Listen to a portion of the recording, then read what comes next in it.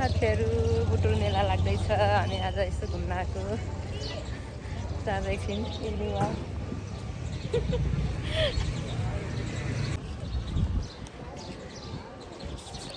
hello guys साथीहरू म चाहिँ यहाँ आफ्नो बारीमा गएको केरा हेर्नले केरा पाएको कि नै भनेर त्यही भएर हामी चाहिँ मेलातिर आछौँ के त्यही भएर बुटुल मेला लाग्दैछ हैन बुटुलको महामेला लाग्दैछ तपाईहरु हेर्न आउनु होला कहाँबाट हुनुहुन्छ कमेन्ट गर्नु होला म चाहिँ मेला त गएन एक्जाम सकेर चाहिँ मेला जान्छु त्यही यो त्यही भएर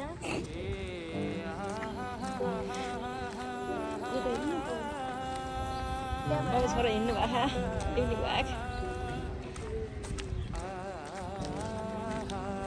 बोल्नु न हो गाइस अब हामी रङ्गशाला पथमा आयो अब हाम्रो हेलो गाइस हामी चाहिँ यहाँ हिँडेको अहिले